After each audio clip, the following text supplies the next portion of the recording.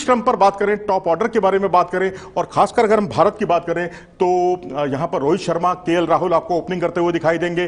तीसरे नंबर पर विराट कोहली खेलते हुए दिखाई देंगे और चौथे नंबर पर सूर्य कुमार यादव।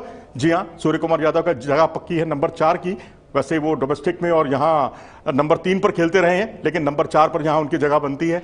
वहीं पाकिस्तान की बात करें तो वहां कभी फकर जमान ओपनिंग किया करते थे, इमामुल हक को ओपनिंग करते थे, लेकिन इमामुल हक टीम में नहीं है। फकर जमान नंबर 3 पर या बल्लेबाजी करते हुए दिखाई देंगे। लेकिन यहां जो टॉप ऑर्डर है उनका वो है शीर्ष क्रम में, यानी as a opener Babar Azam. जी हां, बाबर आजम और मोहम्मद रिजवान ये ओपनिंग करते हुए दिखाई देंगे पाकिस्तान की तरफ से। नंबर 3 पर होंगे फकर जमान और नंबर 4 पर बहुत संभव है, बहुत मुमकिन है, मोहम्मद हफीज। तो ये है टॉप क्रम, शीर्ष क्रम। और शीर्ष क्रम यकीनन जिसका चलेगा उसकी बल्ले बल्ले हो जाएगी, पौ 12 हो जाएगी और उसके जीतने के बहुत अच्छे चांसेस बन जाएंगे। अभी तक हमने देखा पाकिस्तान इंडिया के जब भी मैचेस होते हैं 80s में जरूर ऐसे मैच होते थे जब आखिरी गेंद पर छक्का लगता था। शारजा में जावेद मियांदाद छक्का लगाते थे चेतन शर्मा पर, पूरा स्टेडियम जो है गूंज उठता था और ऐसा लगता था कि वास्तव में कोई मैच हो रहा है। लेकिन अगर हम T20 वर्ल्ड कप में या वनडे वर्ल्ड कप में हालिया मैच देखेंगे या पिछले 10-15 सालों के मैच देखेंगे उठाकर, 2007 को थोड़ा सा छोड़ दीजिए, मिसबाउल हक ने जो आखिरी जो छक्का लगाने की कोशिश की थी, एक दिल स्कूप लगाने की कोशिश की जिस पर वो चूक गए थे और श्रीसंत ने कैच कर लिया था, तो वो एक एक्सेप्शन हो सकता है।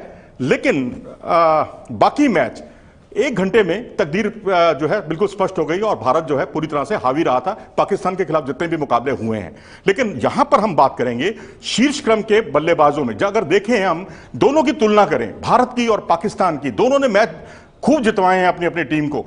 पाकिस्तान के खिलाड़ी रन बनाना जानते हैं, निश्चित तौर पर इसमें कोई दो राय नहीं है। भारतीय खिलाड़ियों से, भारत के शीर्ष क्रम से ज्यादा रन बनाए हैं पाकिस्तान के शीर्ष क्रम ने, इसमें कोई दो राय नहीं। लेकिन T20 क्रिकेट हो रहा है जनाब, यहां रनों से नहीं, स्ट्राइक रेट से, अच्छी स्ट्राइक रेट से मैच जीता जाता है। स्ट्राइक रेट में कहीं ना कहीं एक फकर जमान को थोड़ा सा छोड़ दीजिए, हफीज भी थोड़ा बहुत ठीक ठाक खेल लेते हैं, लेकिन ओवरऑल अगर आप देखेंगे तो भारतीय शीर्ष क्रम का स्ट्राइक रेट पाकिस्तान के शीर्ष क्रम के स्ट्राइक रेट से कहीं बेहतर रहा है और यही एक बहुत बड़ा अंतर भी साबित हो सकता है। इस पर युद्ध स्तर पर ध्यान देने की जरूरत है।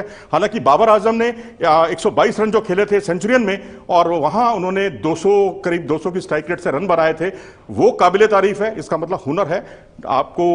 आप ये नहीं मान सकते कि 132 133 की स्ट्राइक रेट से खेलने वाला खिलाड़ी हमेशा 133 की स्ट्राइक रेट से ही खेलेगा, ऐसा मुमकिन नहीं है। और वहीं रिजवान ने भी कुछ 2 मैच मुझे याद आते हैं जहां उन्होंने 150 के आसपास की स्ट्राइक रेट से रन बनाए। नहीं तो ये खिलाड़ियों का जो स्ट्राइक रेट है ना, आमतौर पर 130 से लेकर 133 134, ये भी सुधरा हुआ रूप है। इससे पहले तो 127 128 ही रहा करता था। लेकिन यहां पर चिंतित मत होइए, पाकिस्तानी अवाम के लिए मैं कहना चाहूंगा, भारतीय शीर्ष क्रम जो है, भारतीय टॉप ऑर्डर जो है, चाहे वो रोहित शर्मा हो, विराट कोहली हो, अंतर्राष्ट्रीय स्तर पर इनका भी स्ट्राइक रेट बहुत अच्छा नहीं रहा है, बहुत एवरेज रहा है।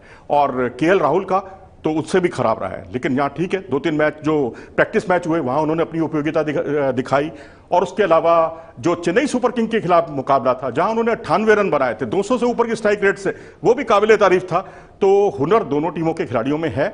लेकिन भारतीय खिलाड़ी मुझे लगता है स्ट्राइक रेट के मामले में शीर्ष क्रम, टॉप ऑर्डर पाकिस्तान से कुछ बेहतर है। पाकिस्तानी खिलाड़ी रन बनाना जानते हैं और शायद यही वजह है कि अगर हम देखें तो अब तक हम आकलन करते रहे हैं दोनों की बल्लेबाजी का, दोनों के शीर्ष क्रम की बल्लेबाजी का। लेकिन यहां हम एकदम एक्सक्लूसिव जानकारी आपके लिए लेकर आए हैं जो आपको कहीं नहीं मिलेगी, और वो ये है कि पिछले 10 मैचों में कैसा प्रदर्शन रहा है भारतीय खिलाड़ियों का, कैसा प्रदर्शन रहा है पाकिस्तान के शीर्ष क्रम का।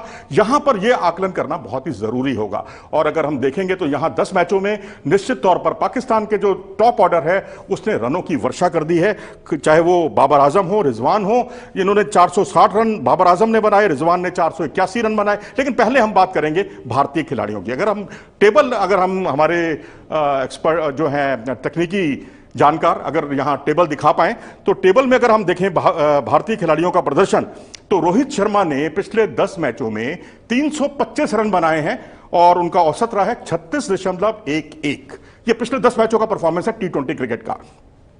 और उनका स्ट्राइक रेट पहले से कहीं सुधरा है जनाब, 149 का स्ट्राइक रेट है, 149.08 का, यानी करीब करीब 150 की स्ट्राइक रेट से पिछले 10 मैचों में रन बना रहे हैं रोहित शर्मा। तो इनसे निश्चित तौर पर थोड़ा सा सहम कर रहना होगा, डर कर रहना होगा। डर कर तो नहीं मैं कहूंगा, थोड़ी सी उनके खिलाफ स्ट्रेटेजी बनाने की जरूरत है, जो मोहम्मद आमिर ने बनाई थी चैंपियंस ट्रॉफी में 2017 में, और रोहित शर्मा, विराट कोहली, और जिस तरह से हमारा शीर्ष क्रम बिल्कुल ढह गया था ताश के पत्तों की तरह, ऐसी कोई स्ट्रेटेजी पाकिस्तान को बनाने की जरूरत है। लेकिन रोहित शर्मा अगर उनको थोड़ी सी शॉर्ट बॉल मिल जाए, उस पर पुल बहुत ही शानदार लगाते हैं। मेरे ख्याल विश्व के सबसे बढ़िया पुल लगाने वाले खिलाड़ियों में से एक हैं वो। और थोड़ा बहुत आजकल मुझे पाकिस्तान में हैदर अली भी दिखाई देते हैं, वो भी उसी तरह उसी लहजे में पुल लगाते हुए दिखाई देते हैं। लेकिन खैर दोनों में बहुत फर्क है, भी रोहित शर्मा बनने में उन्हें बहुत टाइम लगेगा। और उसके बाद अगर हम देखें केएल राहुल, जी हां केएल राहुल, उन्होंने 207 रन बनाए। अभी आपने रोहित का जिक्र किया था, वेस्टइंडीज और न्यूजीलैंड के खिलाफ उन्होंने बहुत ही इन 10 मैचों में बहुत शानदार प्रदर्शन किया है, हाफ सेंचुरियां बनाई हैं। और न्यूजीलैंड के खिलाफ तो उन्होंने 2 half century back to back जो बनाई है, 60 प्लस की पारियां खेली हैं, वो वास्तव में काबिले तारीफ है। केएल राहुल की बात करते हैं, केएल राहुल जिन्होंने इंग्लैंड के खिलाफ इन 10 मैचों में इंग्लैंड के खिलाफ बहुत निराश किया है। 3 मैचों में महज 1 रन है, एक में 0, एक दूसरे में 0 और एक में 1 रन उन्होंने बनाया। इससे उनका जो है एवरेज भी गिरा है, उनका स्ट्राइक रेट भी गिरा है। और लेकिन अब वो रिदम में आते हुए दिख रहे हैं। 207 रन उन्होंने बनाए हैं और 20.07 का औसत है, जो औसत के लिहाज से बहुत अच्छा नहीं कहा जा सकता। लेकिन वहीं उनका जो स्ट्राइक रेट है वो भी बहुत खराब रहा है, वो 119.65 का उनका स्ट्राइक रेट रहा है, जिसे उत्साहवर्धक नहीं कहा जा सकता। लेकिन उम्मीद उन्होंने ये जगाई है चेन्नई सुपर किंग के खिलाफ मैच में। और उसके बाद जो 2 पारियां उन्होंने शानदार खेली हैं बैक टू बैक, इंग्लैंड के खिलाफ शानदार पारी, ऑस्ट्रेलिया के खिलाफ शानदार पारी, और उसमें उनका स्ट्राइक रेट भी सुधरा है, अच्छा रहा है।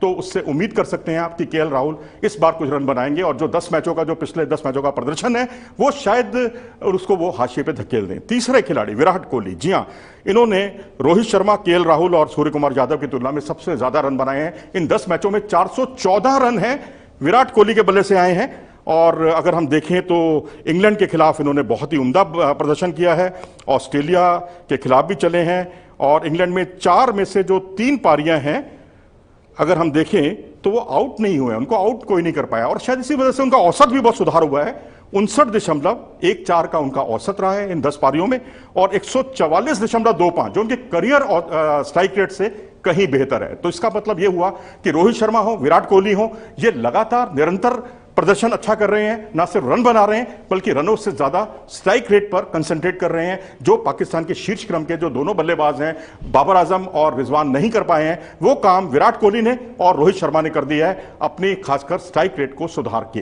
पिछले 10 मैचों में दोनों का स्ट्राइक रेट इन दोनों से बेहतर रहा है। उसके बाद आते हैं हम लोग सूर्य कुमार यादव पर। जी हां, 3 पारियां खेली हैं इन्होंने, 10 पारियां तो हम एनालाइज इसलिए नहीं कर पाएंगे क्योंकि उन्होंने खेली 3 पारियां हैं, 4 मैच खेले हैं, एक में उनकी पारी नहीं आई। और जो 3 पारियां खेली इंग्लैंड के खिलाफ इन्होंने 57 रन बनाए, 32 रन बनाए दूसरे मैच में, और वहीं एक मैच श्रीलंका के खिलाफ खेला, वहां भी इन्होंने हाफ सेंचुरी बनाई, 50 रन बनाकर अपनी उपयोगिता इन्होंने जाहिर कर दी। और अगर देखें तो इन्होंने 139 रन बनाए 3 मैचों में, 46.33 का औसत है, और स्ट्राइक रेट डराने वाला है जनाब, 169.51 का इनका स्ट्राइक रेट है, जो कहीं भी कम नहीं आंका जा सकता किसी भी लिहाज से। हमारे साथ जो आप लोग जुड़े हुए हैं इस समय, और मैं चाहूंगा ओम कि आप इन पर नजर रखें और कुछ सवाल अगर इनके हों तो वो सवाल जरूर पूछें और अपनी राय भी व्यक्त करें। और अभी कोई सवाल है क्या? सर टेक्निकल हितेश कह रहे हैं इंडिया विन। चलिए जी, उम्मीद करते हैं इंडिया का जो हम शीर्ष क्रम जो है हम टॉप ऑर्डर पर आज एनालिसिस कर रहे हैं, और मैं चाहूंगा कि आप टॉप ऑर्डर पर ही सवाल पूछें तो हमें और अच्छा लगेगा। अपनी राय आप साझा कर सकते हैं हमारे साथ, और मेरे Instagram account Manoj Joshi media पर भी आप सवाल पूछ सकते हैं, उसे फॉलो कीजिए और अपने सवाल पूछिए। जी शब्बीर मुद्गल कह रहे हैं आई होप कि मैच इज गुड। बिल्कुल शबीर जी, मैं आपसे इत्तेफाक रखता हूं, मैच अच्छा होगा क्योंकि जो बल्लेबाजी है पाकिस्तान की पहले से काफी सुधार हुआ है, और टी20 वर्ल्ड कप हो चाहे 50 ओवर का वर्ल्ड कप हो, मैच बहुत नीरस हुए हैं। बेशक भावनाएं उफान पर थीं, लेकिन घंटे 1.5 घंटे में ये तय हो गया था कि मैच किस तरफ जा रहा है।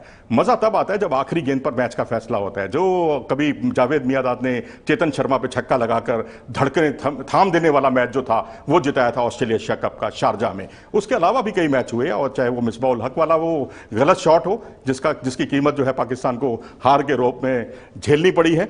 और सवाल अपने जारी रखिएगा, लेकिन उससे पहले मैं पाकिस्तान पर एक बार एनालिसिस करना चाहूंगा कि पाकिस्तान का जो शीर्ष क्रम है, जिसने खूब रन बरसाए, भारतीय खिलाड़ियों से भी ज्यादा उन्होंने रन बनाए हैं, लेकिन स्ट्राइक रेट में कहीं ना कहीं वो चूके हैं। एक फखर जमान को छोड़ दीजिए, लेकिन बाकी दोनों खिलाड़ियों का वो स्ट्राइक रेट नहीं रहा या वो सुधार नहीं हुआ जो रोहित शर्मा का सुधार हुआ स्ट्राइक रेट में या विराट कोहली का सुधार हुआ? अगर हम देखें तो बाबर आजम ने 460 रन बनाए हैं जनाब। भारतीय कोई भी ओपनर या शीर्ष 4 क्रम में कोई भी इतने रन नहीं बना पाया है। 46 का औसत है इनका और स्ट्राइक रेट है 133.33, जो बहुत ज्यादा उत्साहवर्धक नहीं है। जी हां, बिल्कुल इसे आप ये नहीं कह सकते कि वो पावर प्ले का कोई बहुत ज्यादा फायदा उठाएंगे, जो फायदा भारतीय खिलाड़ी उठाते रहे हैं। और वहीं मोहम्मद रिजवान, जी हां, मिस्टर कंसिस्टेंट, इनको देखकर तो कई बार मुझे राहुल द्रविड़ याद आ जाते हैं। राहुल द्रविड़ जो एक बार टिकते थे तो उनको आउट करना बहुत मुश्किल हो जाता था, वही कुछ आज रिजवान कर रहे हैं और एक तरह से फक्र जमान की जो जगह थी उसको उन्होंने छीन लिया है। और फक्र जमान ओपनर हुआ करते थे, लेकिन आज ओपनर है टीम के मोहम्मद रिजवान, मिस्टर कंसिस्टेंट। इन्होंने 481 रन बनाए, यानी 4 भारत के टॉप के बल्लेबाज निकाल लें और 4 आप पाकिस्तान के टॉप के बल्लेबाज निकाल लें, उनमें से 8 प्लेयरों में से कोई भी रिजवान की बराबरी नहीं कर पाया। बाकी उन 7 प्लेयरों में कोई भी उनकी बराबरी नहीं कर पाया। 481 रन है और औसत सुनेंगे तो चौंक जाएंगे आप। जी हां, 80.16 का उनका औसत है। और एक प्लस पॉइंट उनके साथ यह भी है कि वो 4 बार नॉट आउट रहे हैं और 136.64 का उनका स्ट्राइक रेट है, यानी स्ट्राइक रेट उनका बहुत अच्छा उत्साहवर्धक नहीं है। और वहीं अगर हम बात करें फकर जमान की, ये एक बार नॉट आउट रहे हैं, 183 रन बनाए हैं। पिछले 10 पारियों की हम बात कर रहे हैं, दोनों मैचों दोनों टीमों के का आकलन कर रहे हैं हम, और उन्होंने बनाए हैं 10 मैचों में 183 रन। 20.33 का औसत है, यानी जो केएल राहुल कर रहे हैं औसत के मामले में वही कुछ फकर जमान कर रहे हैं। लेकिन इनका स्ट्राइक रेट बाकी जो खिलाड़ी हैं पाकिस्तान के उनसे बेहतर है। 147.58 का इनका स्ट्राइक रेट है। जी हां, बहुत उत्साहवर्धक कहा जा सकता है। नॉटिंगम में इन्होंने 26 रन बनाए थे महज 8 गेंदों का सामना करके और मैच जितवाया था। सेंचुरियन में 60 रन की पारी खेली थी 34 गेंदों का सामना करके। इससे आप अंदाजा लगा सकते हैं एक मैच में उनका स्ट्राइक रेट 300 से ऊपर का था। फकर जमान का स्ट्राइक रेट 300 से ऊपर का था नॉटिंघम के मैदान में इंग्लैंड के खिलाफ 8 गेंदों पर, जब इन्होंने 26 रन बनाए थे। और वहीं 176.47 का इनका स्ट्राइक रेट था जब इन्होंने सेंचुरियन में 34 गेंदों पर 60 रन की शानदार पारी खेली थी। और उसके बाद अगर हम देखें तो पहले बाबर आजम की बात कर लेते हैं। बाबर आजम ने नॉटिंघम में 85 रन की शानदार पारी खेली थी, तब इनका स्ट्राइक